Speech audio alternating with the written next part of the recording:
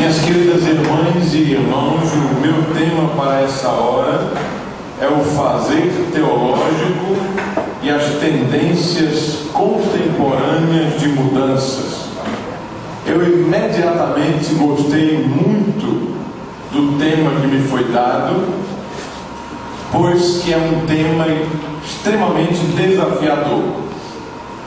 Todavia, queridas irmãs e queridos irmãos, para chegar no tema proposto, eu vou precisar dar uma boa volta e eu vou explicar por quê. Estou convencido de que nós hoje vivemos uma profunda crise de identidade. Aliás, não somente nós, batistas, mas o cristianismo como um todo, pois que o cristianismo está longe, muito longe, de ser um movimento homogêneo. Muito pelo contrário, as últimas décadas têm acentuado a heterogeneidade do movimento de Jesus, digo, do cristianismo como um todo. Já não podemos mais falar em cristianismo, mas em cristianismos, em catolicismos, em protestantismos, em pentecostalismos e assim por diante.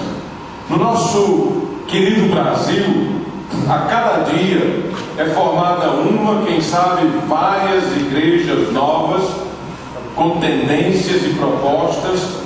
Isso tudo tem feito um emaranhado de confusão na cabeça de muita gente.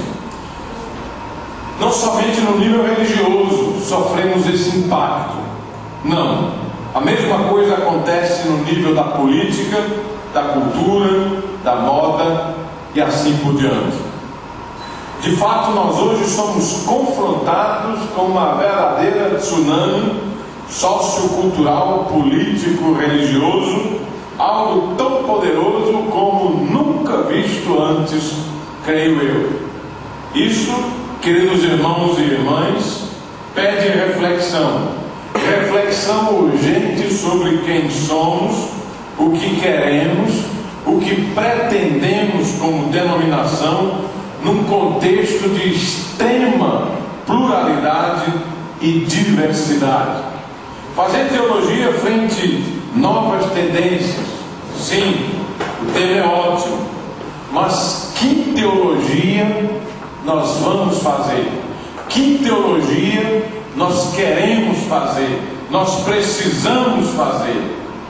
Se nós mesmos estamos no emaranhado da crise, uma crise que, diga-se de passagem, é alimentada pela nossa forte ênfase democrática. Tendo feito essas considerações iniciais, quero então começar essa reflexão por onde acredito que ela deve ser iniciada, ou seja, refletindo sobre a nossa identidade. Não quero apenas pensar na nossa identidade batista, pois que é muito conhecida de todos nós, apesar de também haver muita diversidade em nosso meio. Mas quero pensar na nossa identidade maior, na nossa identidade protestante. A partir daí quero então pensar em termos de teologia. Que tipo de teologia estamos fazendo? Ou que tipo de teologia devemos fazer? Quanto de nossa teologia hoje é, por exemplo, uma teologia pública, uma teologia profética e, portanto, relevante frente a novas tendências e mudanças que desafiam o nosso fazer teológico? Onde foi, queridas, queridos, que nós perdemos o fio da meada com o profetismo veterotestamentário, assim como com o profetismo do movimento de Jesus? Noutras palavras, quero pensar, embutido no tema maior, em 3 subtemas: protestantismo, teologia pública, relevância profética. Como disse antes, acredito firmemente que só podemos pensar nas consequências que sofremos de todo esse impacto causado pelas mudanças contemporâneas, quando fazemos isso a partir de uma forte consciência de quem nós somos, do que nós queremos e de qual é a nossa responsabilidade no mundo em que vivemos. É verdade que não vai ser possível refletir sobre tudo isso no espaço de uma palestra apenas. Por outro lado, se começo pensando assim, vou ficar inibido e com isso vamos perder mais uma oportunidade de refletirmos sobre assuntos sérios que pedem nossa atenção. Quero começar então com uma conhecida citação do grande teólogo suíço Karl Barth. Todos sabemos que ele foi expulso da Alemanha por resistir ao regime nazista, se negar a prestar a saudação Heil Hitler, que todo professor salve Hitler, que todo professor tinha que dar no início de cada aula.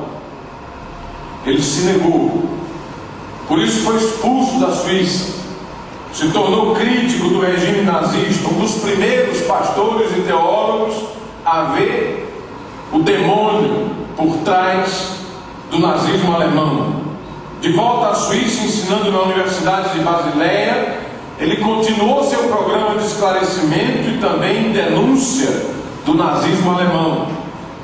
Não ficou calado, continuou seu protesto, tornou-se persona não grata para os governantes suíços que temiam que a Suíça fizesse parte da geografia de conquistas da política de guerra nazista. Os governantes suíços fizeram tudo para silenciar Karl Barth, pelo menos para que ele falasse mais baixo, num tom mais moderado. Ele se negou de forma veemente e sua resposta foi a seguinte: Lieber unangenehm laut als angenehm leise. É melhor falar alto e incomodar e desagradar do que falar baixo e acomodar-se e agradar, por exemplo, uma estrutura injusta como o nazismo alemão.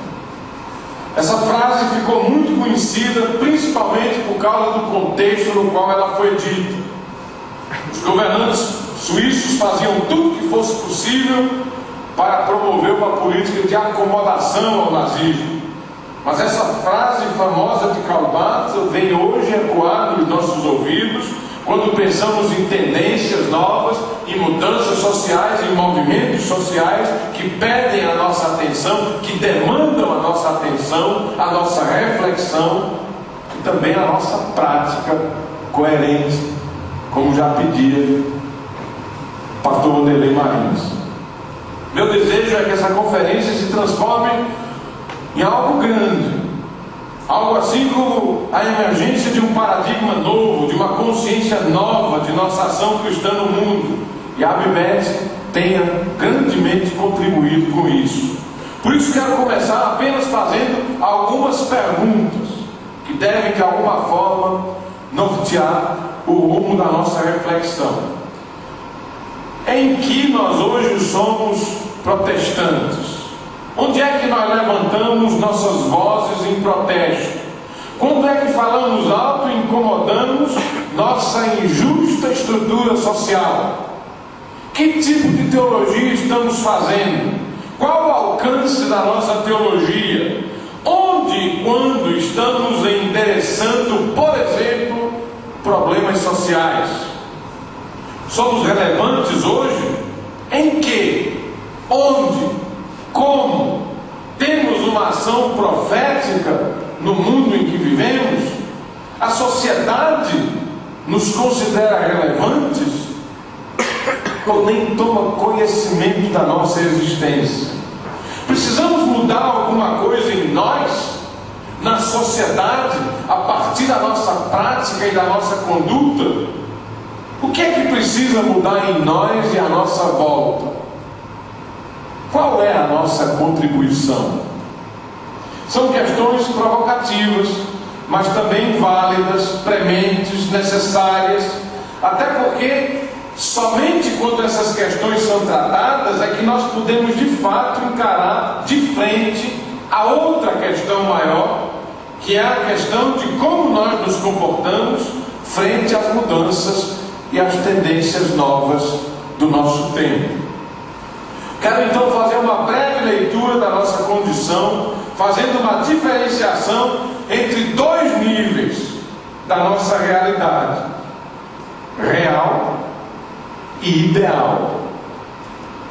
Pretendo fazer isso a partir dessa breve leitura, exame desses três pontos que acredito vale a pena abordar: protestantismo, teologia pública, relevância profética.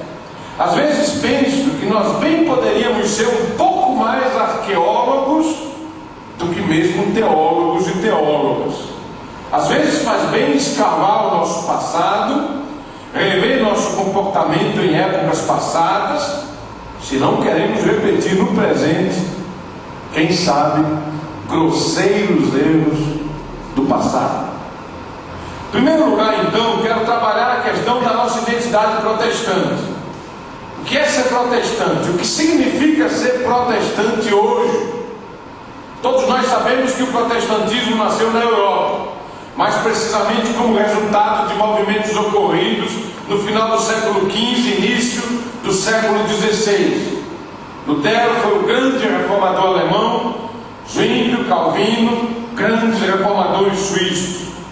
Eles, assim como tantos outros personagens importantes, ficaram conhecidos como protestantes em função dos seus protestos contra uma igreja que havia esquecido de ser igreja do povo e para o povo. As elites eram em tudo privilegiadas, os pobres explorados.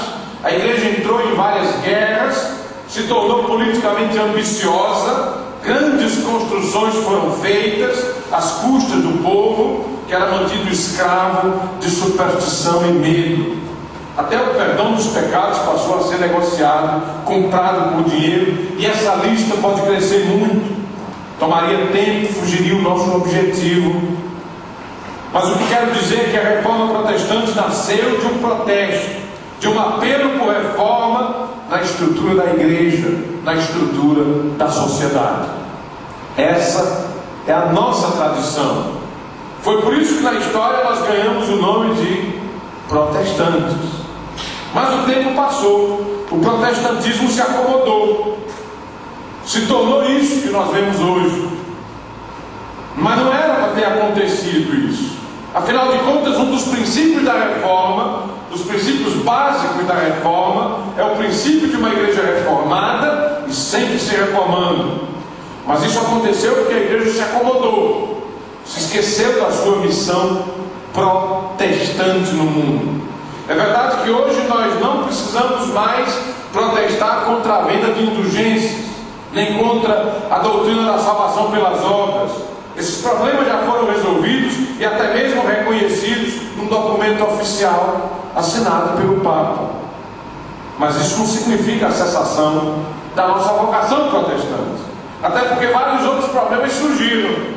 Talvez não tanto de ordem doutrinária e confessional, mas também de ordem prática e social. O que dizer de milhares e milhões de meninos e meninas de rua que não têm infância, nem sonhos, nem brinquedos? O que dizer de 60% de aposentados que vivem com apenas um salário mínimo, enquanto outros gozam de pensões que chegam a 40 mil reais por mês? O que dizer do nosso sistema único de saúde, que atende mal às populações carentes e pobres, impondo o sofrimento da espera e da agonia num país onde nós pagamos imposto por tudo? O que dizer da nossa política salarial, que é uma das mais injustas do mundo? Faz uma grande diferença entre o salário mínimo e o salário dos executivos, entre o salário de um homem e o salário de uma mulher, os dois fazendo exatamente a mesma coisa, trabalhando o mesmo número de horas, com a mesma qualificação.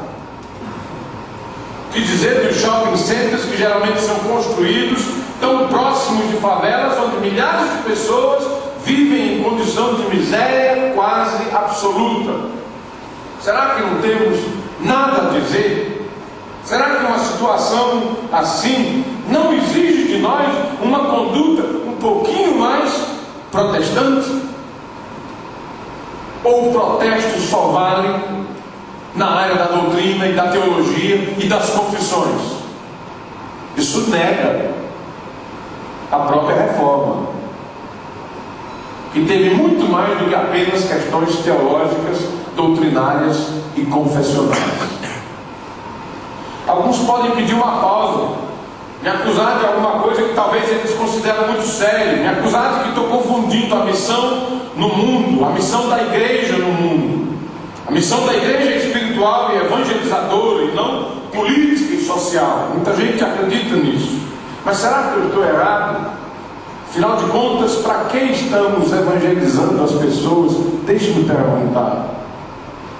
Estamos evangelizando as pessoas para o céu, para a vida eterna, para uma vida depois da morte? Ou também para uma vida que começa aqui e agora? Será que esquecemos que o nosso compromisso